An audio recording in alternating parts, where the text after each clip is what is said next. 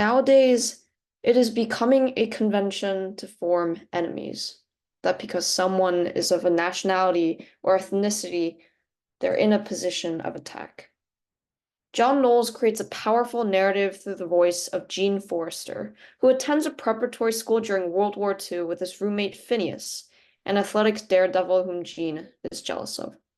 While using a tree to dive into a nearby river together, Finney falls and shatters his leg, losing his athletic career. Finney returns to the school but breaks his leg once again while furiously running down the stairs after realizing that Jean shook the branch that he was on. In the part I'm about to read, the two boys hope to reconcile in a separate piece by John Knowles. I knocked and went in.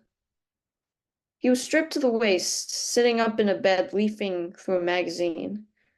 I carried my head low by instinct, and I had the courage for only a short glance at him before I said quietly, "I've brought your stuff. Put the suitcase on the bed there, will you?" The tone of his words fell dead center without a trace of friendliness or unfriendliness, not interested and not bored, not energetic and not languid. Finney, I tried to tell you before. I tried to tell you when I came to Boston that time. He suddenly slammed his fist against the suitcase. I wish to God there wasn't any war. I looked sharply at him. What makes you say that? I don't know if I can take this with a war on. I don't know. If you can take, what good are you in a war with a busted leg? Why there are lots of things that you can. He bent over the suitcase again. I've been writing to the Army and the Navy and the Marines and the Canadians and everybody else all winter. Did you know that? No, you didn't know that. They all gave me the same answer after they saw the medical report on me. The answer was no soap. We can't use you. I also wrote to the Coast Guard and I was ready to write somebody in Russia. I made an attempt at a grin. You wouldn't like it in Russia. I'll hate it everywhere if I'm not in this war. Why do you think I kept saying there wasn't any war all winter? I was going to keep on saying it until 2 seconds after I got a letter from Ottawa or someplace saying, yes, you can enlist with us. Then there would have been a war.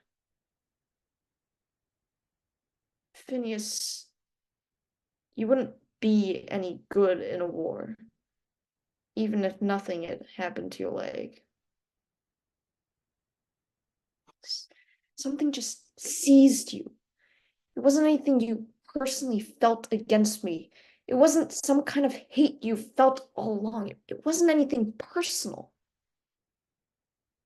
No, and I don't know how to show you. It was just some ignorance inside me, some crazy thing inside me, something blind.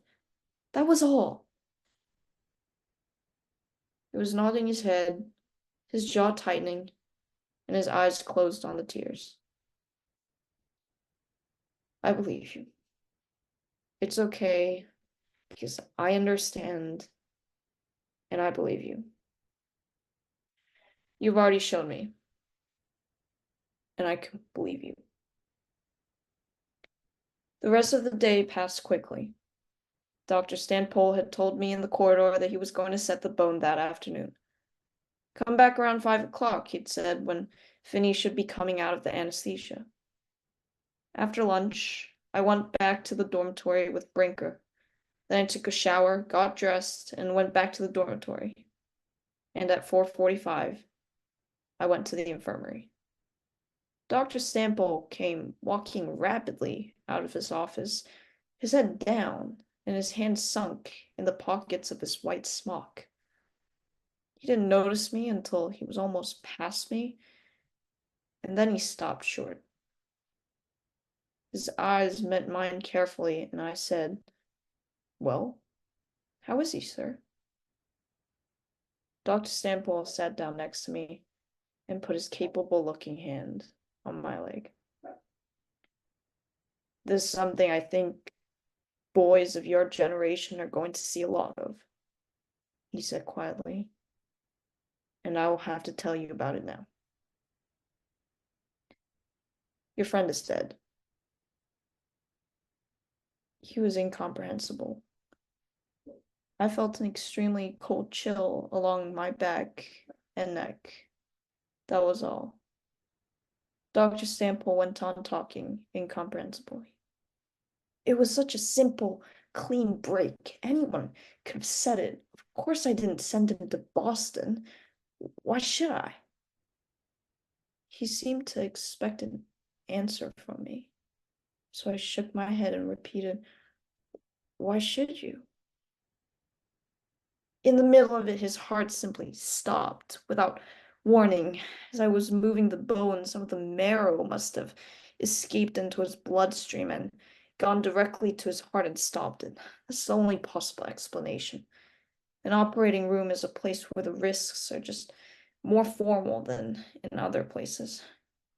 An operating room and a war.